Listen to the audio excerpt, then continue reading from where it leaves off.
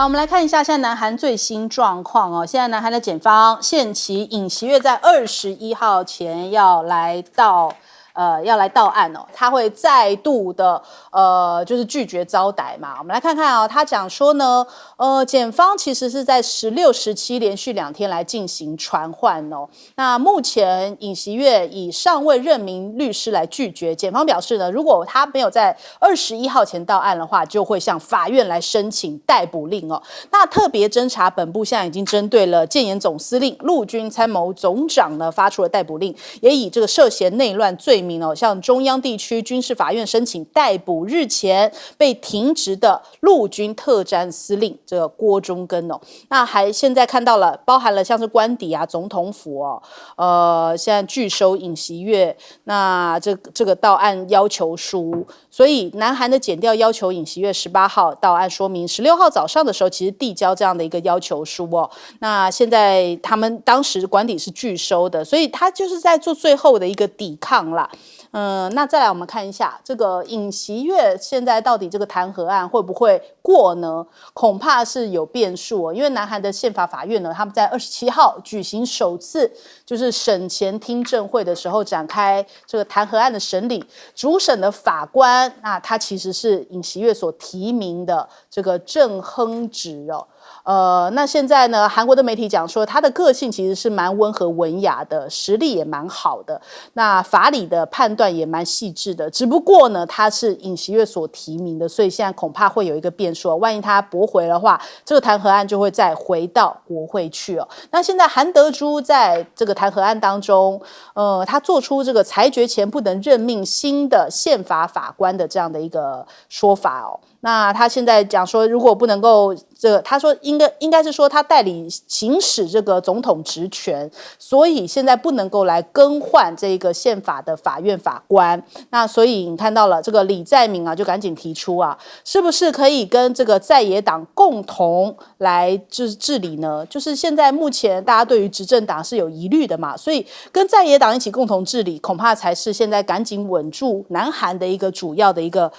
可能比较定心丸吧，一个主要的一个做法哦。那还有这个韩国的国民力量党呢，现在这个韩东勋已经宣布辞职了。他说他是不后悔表态支持弹劾的，也就是说，现在看起来这个连执政党内部对于尹锡悦的这种质疑的声浪也都是非常大的。那美日韩的关系会因此走下坡吗？这次看到川普他私人晚宴招待了安倍昭惠，梅兰妮亚也在其中哦，但是他却不见识破帽。因为可能石破茂过去以来好像是跟这个拜登走的比较近一点哦，所以是不是川普也不愿意见他呢？那川普团队是讲说是以法律限制为理由拒绝了日方的要求。日本的共同社讲现在有73%的受访者是担心的，因为韩国这样子动乱的状况，恐怕对于日韩关系接下来会造成一些影响。日本想要赶紧的拉拢川普但是呢，看到了韩国现在却是对比起来，就是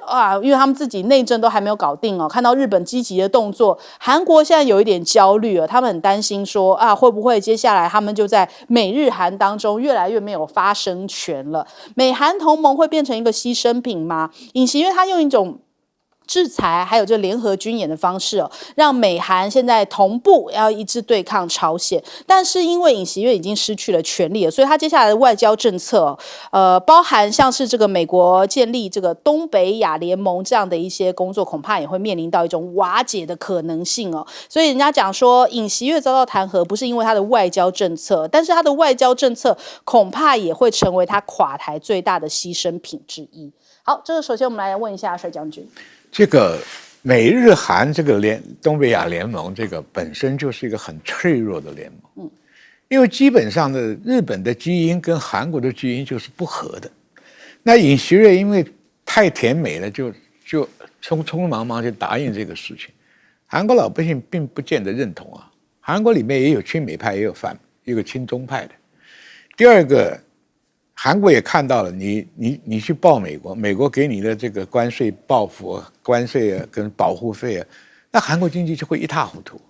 那石破茂也是个觉得，就是说美国的支持不见得靠得住。俄乌战争里面美国叫了半天不出兵的嘛，那日本也在担心呐。所以我讲这个美日韩的三角关系的联盟，现在可以说是没有联盟的意味在里面，只有一个空的名号在那里。那为什么川普不见识破帽呢？因为将来川普要敲竹杠的最大金主就是日本呐，对不对？又要收保护费，又要买军购，又要这个那个，你日本又要我的核子武器进驻，对不对？那日本已经被美国这是第2次坑了。上一次那个美元黄金脱钩就把日本经济衰退了30年，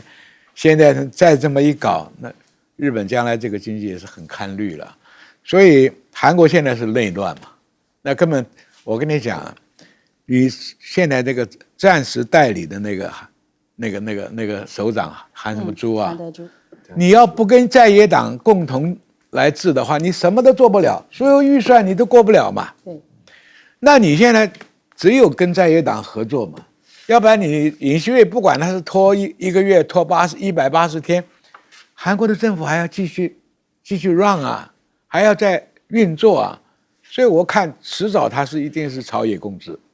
那么要不然你光一个议长你挡不住的，你没办法。所以我一再讲嘛，现在全世界就是叫大乱的。肖兹也下来了，要重新组阁了。马克宏又说不信任案了，对不对？那韩国这样子，以色列又在那个疯狗一样四处咬，这个联合国一点威信都没有。连美国都治不住纳坦雅胡，所以我讲这个乱局已现了，下面就是战局是不是会多起来，这是我比较忧心的。你不要我们在隔岸看观火很热闹啊，我们自己也是烽火当中，我们自己也是床底下埋的炸弹，什么时候炸你不知道你有没有看他那个兵推的结果？这些弹头学者怎么能推出来有4次用核武，死伤数亿人？川普这个疯子也不敢接受搞核子大战呢，对不对？第二个好，说我核子弹不打中国大陆本土，打登陆的解放军。我请问台湾同胞，2300万人讹到美国的核弹武器来打，中国的核弹武器在台湾交战，你的下场是什么？打靶都不敢打了，还核弹？对嘛？所以这个兵推啊，我讲什么？叫政治性的兵推，它只有一个信号给美国政府，不能出兵。你前面10次都败嘛，5次那个赢还要动用核子武器，美国跟中国都要死伤几亿的人口。好，假定他们过2天又解释，我们不打中国大陆本土，中国也不打大陆本土，就打登陆台湾的解放军，那台湾老百姓更惨，对不对？我们经得起几颗原子弹。当年金国先生在的时候，为什么除了被美国强行把原子能这个研究所给撤掉了，做发展核弹的撤掉，我们也算过啊，我们的人口太集中啊，南北各1颗就没有了。你打大陆，你打几颗，他这么打。所以当年毛泽东也是跟威胁美国也是讲，我4亿人口，我死一半你就没有了。对。所以这个问题啊，核战武器跟空间有关系，跟人口的密集度有关系。好，接下来请教吴教授。我们看这尹锡悦其实尹锡悦在那次发表那个谈话，我觉得是刺激到所有事情的非常重要。他说是内乱，内乱，你们共同民主党在内乱其实韩国的内政这个乱了一阵子，其实共同民主党在2025年预算上面做了很多动作，他把总共677兆的政府预算他其中砍了4.1兆，特别针对总统、检察院、政府预备金、警察他就把它砍掉。然后呢，共同民主党又有什么？要是这个弹劾多个高级的检察官，包括首尔的检察厅的中央检察厅厅长，所以他们做了那么多动作，让这尹锡悦是可忍孰不可忍。就他说你们要这样搞，你们是北韩同路人，戒严啊。事情发生这样子刚才虽然讲了这韩德洙势必要赶快要做一个和解，所以今天报纸就写了嘛。李在明说好，我弹劾了这个尹锡悦，我不弹劾你韩德洙，我们来谈。他今天讲我不会弹劾总理，那当然接下来就是要看说宪法法庭要该怎么样去做，因为宪法法庭他们说其实6个达成共识就可以把尹锡悦拉下来，问题是6个里面有一个这个今天的轮值的是郑亨植，他尹锡悦任命的，他一定投反对票的嘛，所以代表说他们现在把剩下的3个补齐，召开这个真正的宪法法庭，人数9个到了，再来做这个最后的审理嘛。啊，那我们知道朴槿惠是8票，那时候朴槿惠被赶下来是8票过，对，全票8票过，他被赶下来。在前面卢武铉是宪法法庭他没有过就打回去，卢武铉继续当总统，因为卢武铉那个时候很深得民心，所以宪法法庭没有做动作，没有做动作。但这一次我觉得，如果他们补齐了哈，现在是共同民主党会提2位，然后国民力量党会提1位，补足9位，好来开，我觉得应该最后会过的机会还是蛮大的。那尹锡悦就会继这个朴槿惠之后，再次下台的韩国总统。那接下来最重要的是，我们来看的就是，其实尹锡悦他本身就是不得自己执政党人自己不认同啊，对不对？因为我们知道他以前是帮文在寅做事啊，他在文在寅任内的时候帮忙调查了之前的这个朴槿惠跟李明博的贪渎案啊，那是因为他在后来跟这个曹国的事情就跟共同民主党闹翻了，他就退出来。然后呢，选前7个月跑到对方阵营去，跑去 PPP 然后帮人家选举，竟然还选上了。他选上最大原因是当时的跟李在明在比的时候，他赢很少，赢0.7% 而已。他去炒作什么厌女情节、丑女情节，在韩国那个时候厌女情节很高涨的时候，他去戳这个点，让他能用0.7赢了李在明。所以我觉得这一次我想尹锡悦的这个未来不容乐观了。那韩国的内政会乱一阵子。好，请教岳老师。这个韩国人表现得很强烈啊，他们强烈的地方是一个在司法，一个在道德啊，这个是大家平常可以观察到的。可是我觉得，其实讲起来啊，他是咎由自取，因为尹锡悦本身的话呢，16、17号传唤不到，被弹劾之后传唤不到，里面最主要原因，他说他连律师都还没请，他怎么到呢？这个讲起来，说实在话，也确实是有点道理。现在就改延到21号，我就会觉得说，是不是这个司法的这个要检察官呢，是不是表现得太急躁了一点这个是情况。那现在大家对于韩国的预测，就会觉得他一定会乱觉得他一定是在发展的过程当中会面对了很多的挑战。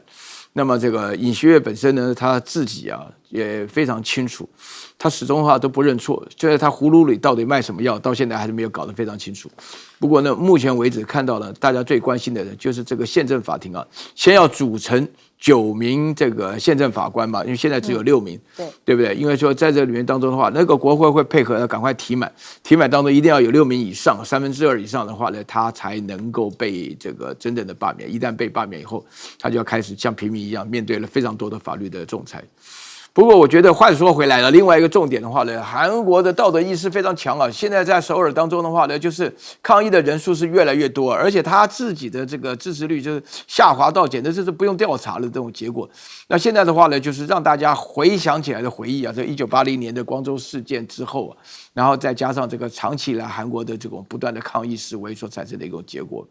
对于美国来讲我觉得美国本身来讲，这确实是因为尹锡悦的表现上来讲非常亲美、非常亲日的。那这个亲美的部分的话呢，就是他在大卫营的时候那个唱那个 American Pie 的那个时候那个过程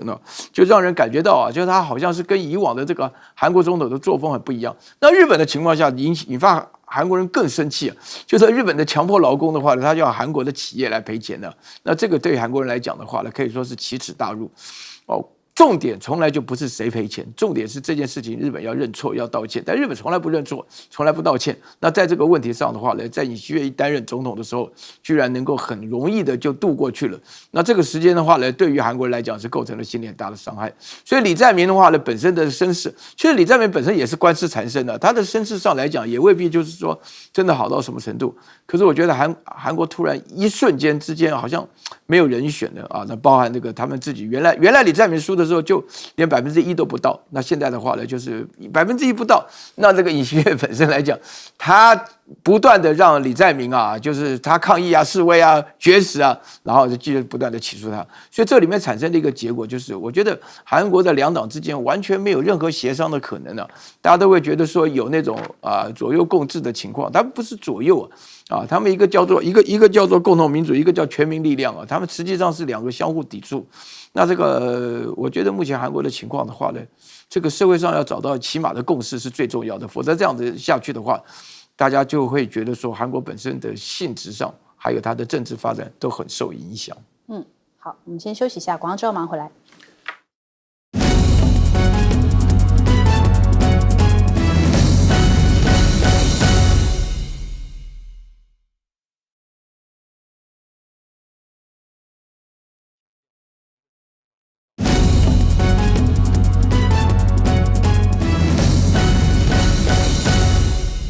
好，最近感觉这个川普不断的开口闭口都要提到这个中国国家主席习近平人家说，是不是在蹭习近平呢？他讲说曾经还跟习近平书信对话，说这个中美会一起解决所有的问题，突然讲得像伙伴一样。但是，先前在选举的时候他是一直要举着这个要关税的大棒要来制裁中国大陆他是在这个海湖庄园举行胜选之后首次记者会，他说近期呢跟超过100位国际领袖通话，大家都打给他还有人要求见他就很受欢迎那还讲说，习近平可能就是不会出席他的就职典礼。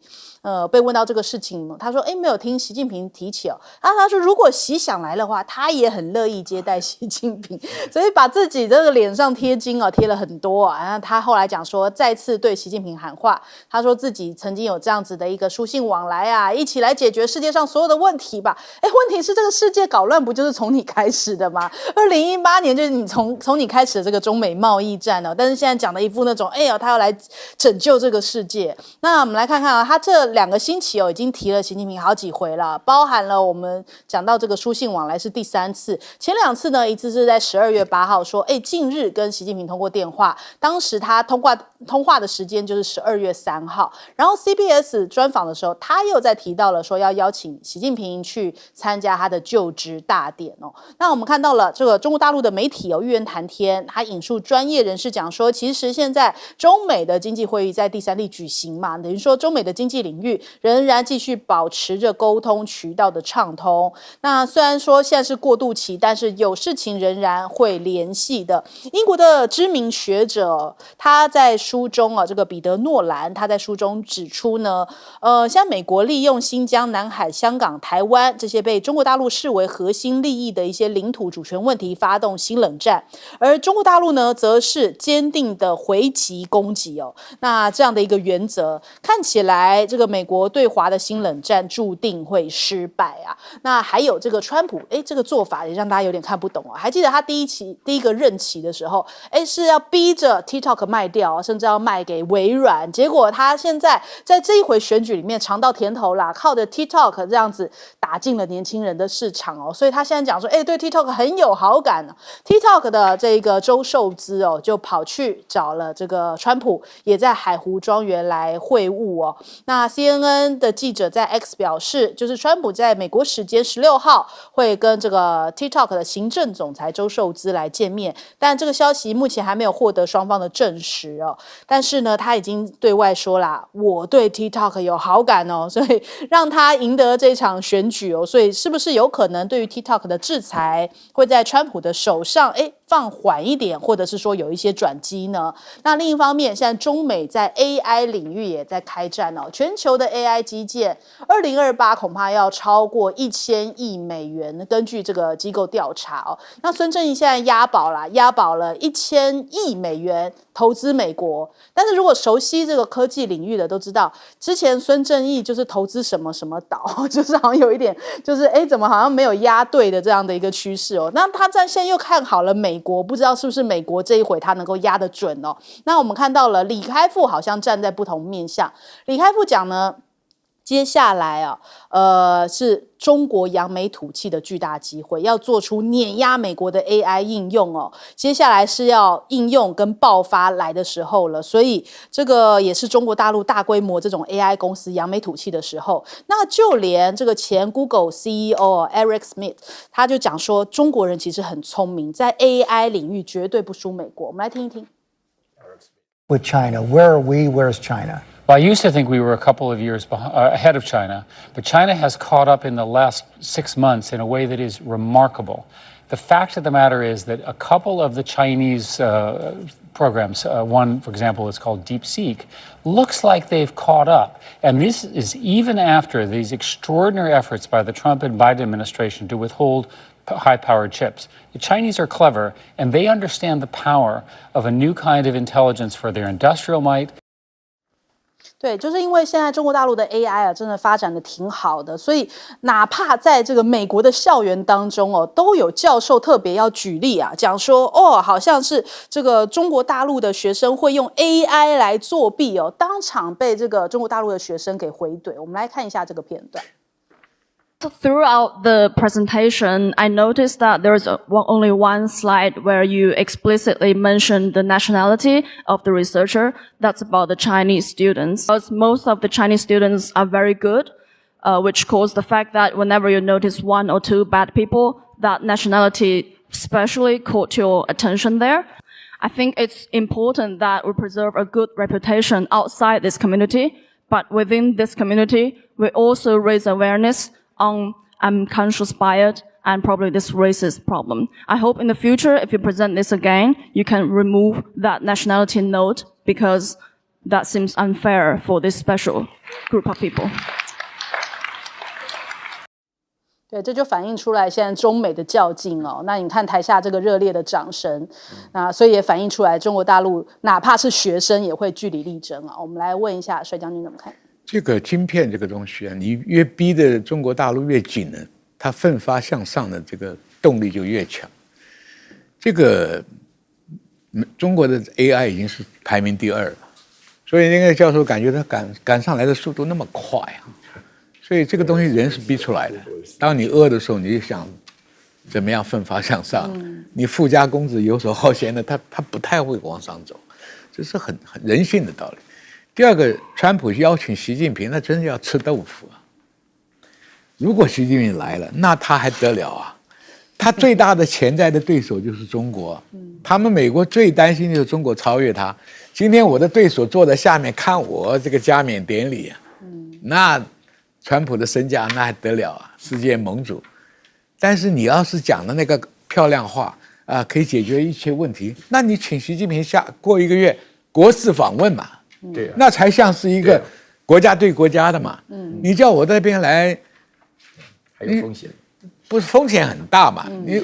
习近平搞不清楚你到底想在给我套什么东西，我回答还是不回答，这都是失分的。国事访问是说谈话内容的双方外交人员里面看过，保险不会出问题的，人家才会接受嘛。像你这么轻浮的，哎呀，我想他。我们以前都有沟通啊，可以解决问题，但是他不确定他会不会来，又给自己打了个预防针，他也知道不会来，所以这个问题啊，就是不要花钱抬高自己身份，还加了一句全世界100多个啊贵宾啊领袖要来，你以为你是唐太宗还是武则天呐？啊，万邦来朝，你有那个本事吗？不要玩这个小把戏，我讲这个叫吃豆腐，哎。你今天你摆得平俄罗斯，你摆得平中国吗？你连俄罗斯都没摆平，对不对？现在你都主张俄乌战争要停了，因为我们要了解川普这个人，他现在真正的重点 American Great Again 就是要解决他内部的经济问题啦。他对外是收缩的，对内是膨胀的。你看他所有做法。开源节流，砍容机关，裁员，对不对？缩小很多东西，把难民赶出去，把那个罪犯赶出去，他就是要凸显他大破大立的做法。他根本不 care 你们讲他什么东西。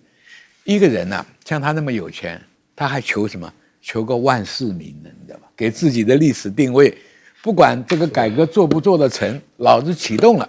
我也发动了，老百姓也有点感觉了。很简单嘛，街头的流浪汉、罪犯、移民的，通通赶出去嘛。毒品抓得凶一点嘛，收的保护费钱多一点嘛，钱多了拿来压制一点通货膨胀嘛。哎，老百姓就很高，老百姓要看的就是这个嘛，对不对？美国的医疗改革也做了嘛。哎，美国人生病很痛苦哦，有时候等那个好医生等6个月，医生还没看，人就挂了。什么好医生呢？对不对？他们是你保多少钱的险，看什么等级的医生，我告诉你。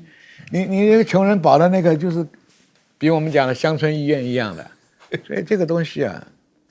川普会做，老百姓也会有感觉。我觉得他4年一定是翻天覆地的搞。对世界的责任他收手了。请教岳老师。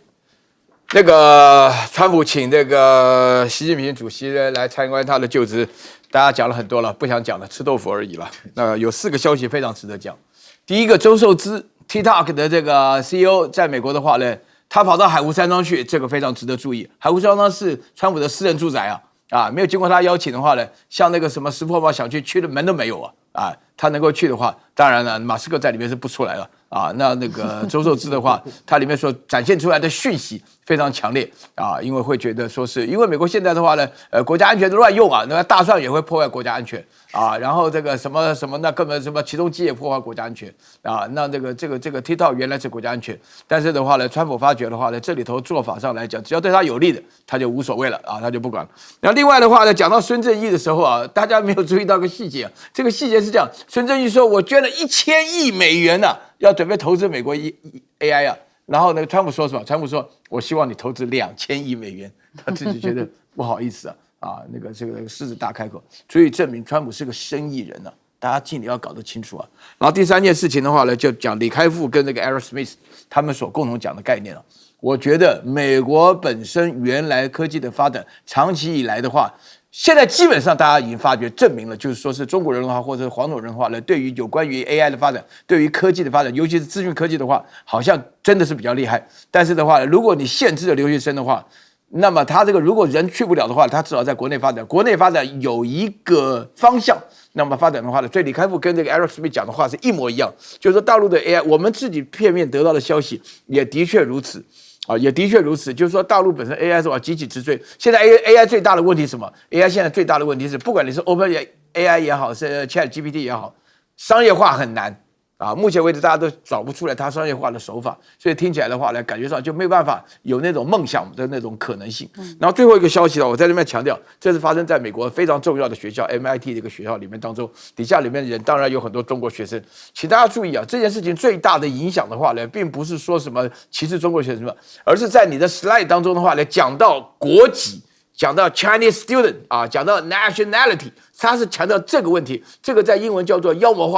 化一个群体就这样说，我们平常的话呢，得罪人的时候，我们不敢讲说女人就是男人就是不可以用这种方式，因为这种方式的话，等于是把所有的人全部涵盖在你所讲的东西，你只要有一点点负面，让人家很容易产生联想，这种联想的话就是这种妖魔化的过程产生一个概念架构，把所有的人全部就所有属于这个族群人通通涵盖进去，所以他讨论这个议题，所以这个在美国是极其需要避免的事情，是一个非常大的忌讳。好，请教吴教授。川普这个人我们讲这种交易型的，就是他重视个人的关系，因为他做的外交跟领导人都是我跟你熟你看他讲了嘛，我见了100个领袖都要来找我，都要打电话给我，都要跟我见面连习近平我都要叫他来跟我见面这标准的生意人用生意人的关系来做所谓的大国外交未来他就是这样子。所以他旁边的人都是要听他的可是呢，我们看到，可是最重要的是这篇有一个讯息是中美的竞争 AI 川普他不懂 AI 了，那他要去参照，他自然要参照过去这几年拜登在 AI 上怎么样去掐中国的脖子。我待会整理一下了拜登大概从这个2022年的8月开始禁止这个我们讲辉达跟超微的高阶晶片，不是一般晶片高阶 AI 晶片，它禁止2023年的去年的8月呢。它在3大领域，比如说人工智慧然后量子科技，然后再来就是半导体这3个限制这个用财政部长限制这3个要美国企业在中国投资。然后去年的10月呢，它再次限制 NVIDIA 的高阶我们讲降阶款的晶片去中国大陆。最后是今年3月呢，它有商务部额外的出口管制，就是什么第3地不可以从第3地进口美国晶片到中国。所以你看到。拜登政府时期的 AI 美中 AI， 特别是 AI 的这个禁令上面，它是有循序渐进式。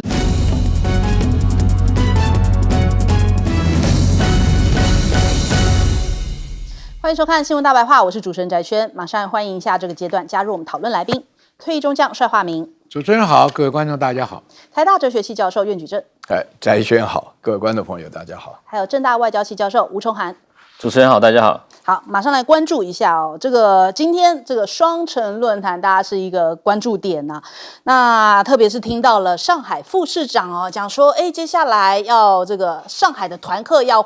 恢复来到台湾旅游，很多人听到这个消息哦，特别是旅游业者，还有很多人是欢迎这个大陆的观光客赶快回来台湾一起来观光旅游哦。那他说一定会包含台北市哦。双城论坛他说会取得更多实实在在的成效啊，也算是两岸破冰的一个讯号嘛。但是呢，这样的讯号恐怕是一些比较独派啊那些人哦不乐见的。你看到激进党哦还跑到金华酒店外投影啊，就写一些很不堪的字眼，比方说什么内有共匪啊、中共滚蛋啊这样的一些这种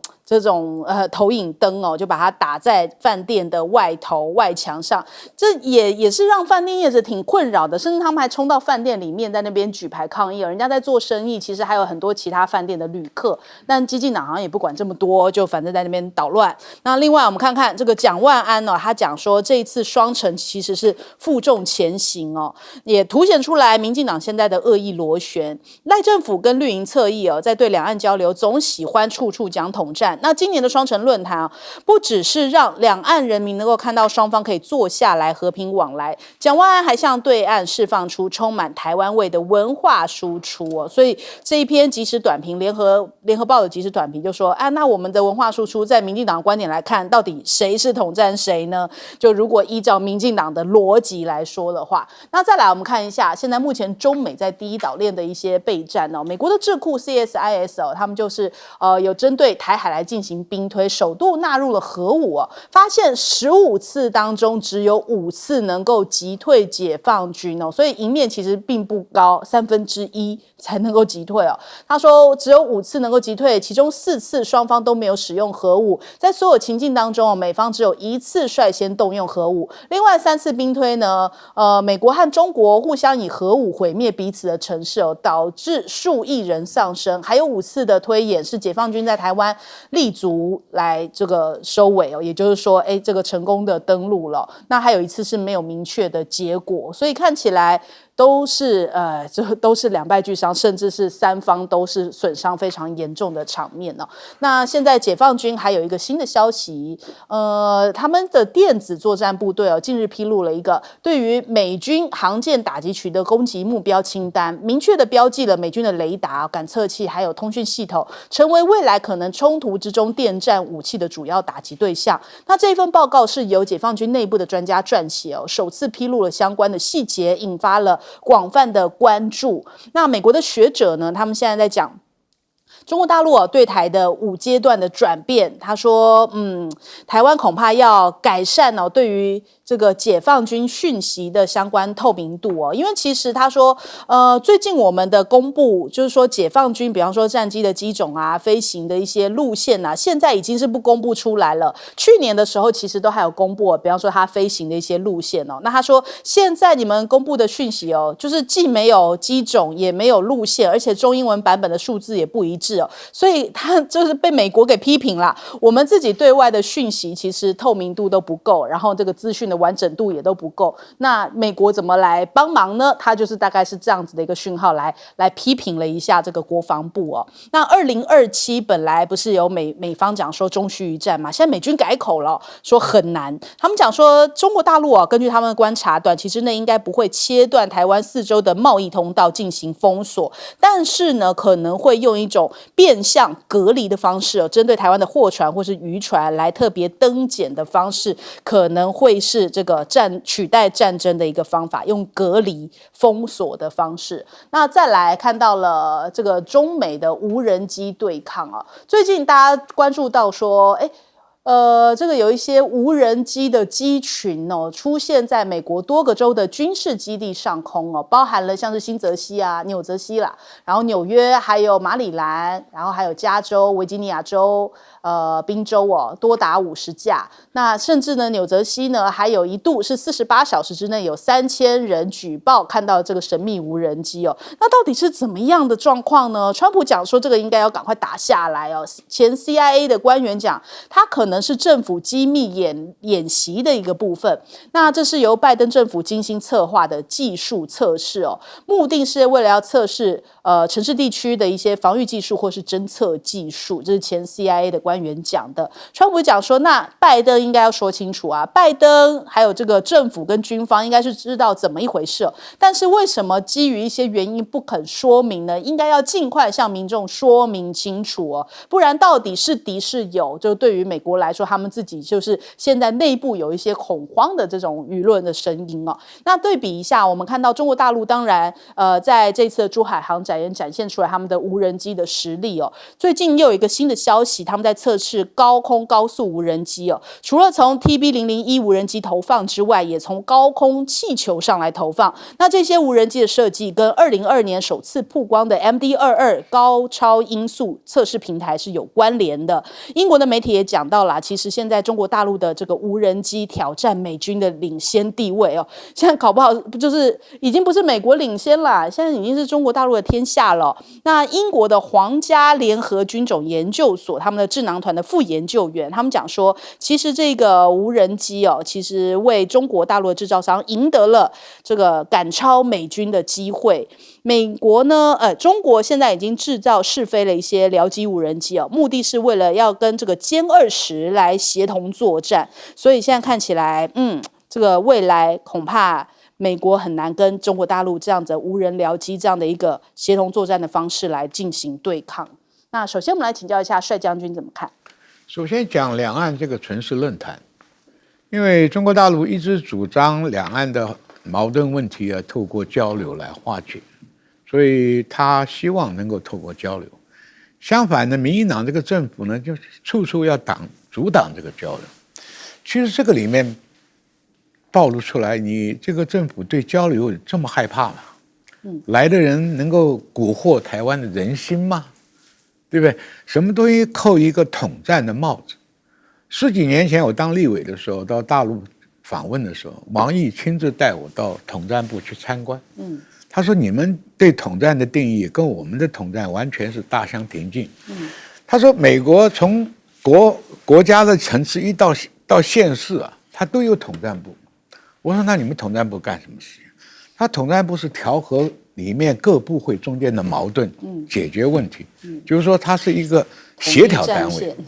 那我们现在这边把它丑化成好像是一个匪谍的行为，要毒化你，这个分化你，或者是制造一些什么麻烦问题。事实上，这些台办跟统战部还有一点距离哦。台办是负责两岸交流的嘛，那你这边起先是制造一个没有军演的军演威胁，让全台湾吓得好像是30年来最大的军演。结果美国跟日本的消息就证明打脸是没有嘛。而且他那个划的区块都在东海，就是对日本那边的，那对台湾这边没什么嘛。所以我上次在电视上讲，这叫做装鬼吓人嘛。然后他装鬼吓人目的干嘛？就是来挡这个两岸论坛的嘛。好了，因为这是14年来的一个惯例啊。他还讲你没补件，蒋万安说我们都按照历年来的东西，还有哪样没补呢？那就是刁难。到最后呢，说哎呀，哪些人不能来啊？记者不能来，那个记者能掀起多大的风浪啊？所以台办的主任以前胡歌来的时候也来过了嘛。那这是为什么不能来？这充分说明民进党这个政府没有自信，那这些问题都处理不好。你知道两岸不交流，我们旅游业损失多少钱啊？多少的关店啊，旅馆也他妈住客率不到4成，就很惨淡经营的。所以这个问题交流能够把台湾给干掉吗？清除掉吗？我相信不会。所以这个问题啊，开大门走大路是当前政府该做的啊。至于刚刚你讲的无人机啊，是美国也在急起直追啊，因为谁都看得很明白，下一次战争的形态，无人机扮演很重要的角色。除了俄乌战场上初次投产的这些东西呢，只是炸毁你的车辆啊，那种简单型的。现在大陆发展的无人机10几种啊，大的可以喷射型的，高速的在这个很高的高空里面快速进行的，又察打一体的，小到手掌上可以放出来的，还包含地面的这个什么这个机器狼啊什么的，就是说无人机的发展已经是超过我们现在台湾人所有的想象，而且中国大陆也表演了一手，就是说他用电子干扰的手段，一次可以关掉你天上几十架飞机一起掉下来。就是说，反制无人机的技术是未来国防一个重要的技术。台湾如果这个时候不急起直追的话，将来你面对的中国大陆是几百架、几千架的无人机，那你根本就不知道怎么应付这场战争。对，你拿炮打吧，大炮打拳头打蚂蚁，大炮打小鸟，不能像你用枪打吧，你又金门那个打不动，所以你只有电子干扰这个上面，你要赶快加油了。对，好，我们来请教一下吴老师。双城论坛停办了5年啊，这一次是5年之后的实体来办，很重要啊，也是一个难能可贵的机会啊。就我所知的话呢，全台湾100%的人要和平，不要战争啊，就像是萧旭晨讲的，我们要打球，不要打仗啊，这不是很明白的道理吗？而且双城论坛是上海跟台北啊，对不对？大家谁都知道，台湾分南北啊，这个我觉得说是这里面，我觉得最荒唐的是，你本身来讲的话呢，你说陆委会也好啊，海基会也好。该做的事情不做，到头来的话呢，想尽办法阻挠，那你要干嘛？就政策上来讲的话呢，美国人也是希望两岸多交流啊，那你还是经过了核准啊，而且人家来的时候呢，确实是很多的那个台商啊都在那边立表欢迎啊，就是君子有成人之美嘛。那你那个台湾激进党呢，更是莫名其妙，你跑到那边讲这些那些的。我跟你讲，你看了一下哈，你看了消息，这个美国学者他有一个很有名字这个他这个 Shelter 他有一个很有名字叫善学他是他的名字啊。这个人是在 Pennsylvania 大学教书的，他本身的话呢，就是针对于台湾目前的情况，说你应该要把面对大陆的威胁一五一十告诉所有的人，还不是台湾人而已。现在的话呢，通通都不讲，他是讲说分成5个阶段，就是佩洛西来之前一个阶段，佩洛西来之后然后那个蔡英文碰到麦卡锡是一个阶段，那之后的话呢，选举又是一个阶段，然后这个赖清德的话呢，这个当选以后的施政作为又是一个阶段，所以这个5个阶段的话呢，很明显是演习的话呢，是资讯要透明，因为你开口闭口就要美国来帮忙，自己的小孩又不当兵。大部分的话呢，现在很多台独就是翘着脚叫美国人过来打仗，开玩笑啊！美国人哪里吃过这个气啊？那你现在的话呢，前一阵子为了要注意这个善学所批评的文章，赶快先弄造一个制造一个状况说是什么列了什么叫做空域保留区这个名词我跟张静聊了一下，他没听过这个名词所以说呢，都很制造了非常多的讯息，让大家突然之间发觉，哎呦，情势紧张，你狼来了，不该喊不喊，不该喊乱喊，结果出现了这个结果，导致于说我们目前为止很多这个激进党人对大陆乱判判断不正确人家明明是一件好事，来了住在金华饭店，跟你有什么关系啊？人家来这基本上就是说是跟就是私利往返，因为蒋万前阵子才刚去嘛，礼尚往来嘛，对不对？这是个基本的礼数，连这个礼数都不要了，然后呢，现在就是想办法阻挠的结果，你的目的是什么？那毫无目的大家不要忘了，我们台湾人有150万人在上海那一带对不对？在那边从商什么的，那喜欢的人的话，喜欢的人可惜就没有办法投票获胜。你现在出现这个结果，我说句良心话，就是活该这是活该就是说你现在面对这种情况双城论坛搞成这个样子，没有一个大陆的代表团到台湾不被侮辱的。前一阵子的话呢，又是那个宋思瑶啦、马龙胡歌什么的，没有一个不被侮辱的。你这样的情况还交流干什么？我看海基会可以废掉算了。好，吴老师。其实我们知道6月的时候，前上海台办主任钟晓明，他是上海文旅局长兼任台办主任，他跟胡歌来，刚才将军讲，对，这一次双城论坛的金梅被挡，还有9位记者也被挡当然我们知道这个都是赖清德政府他们不断的想要再背一个这个双城论坛的一个手段啦。当然他要创造一个，我觉得还是要创造一个斗的气氛这斗的气氛就是两岸在至少还是斗然后维持亲美抗中的一个路线然后再维持一个就是地方跟中央不同调这是我想这是很明显的，就是赖清德政府想要维持这个斗的气氛，唯有这个斗的气氛，它才能继续延续我们讲的，不管是亲美抗中、保台、爱台的这个概念上面，就我们抓住这一点就好了。抓住这一点就好。问题是，民调指出哦，72.1%的台北市民想要双城论坛，而且64.8%哦，都超过半数认为越危险越要对谈，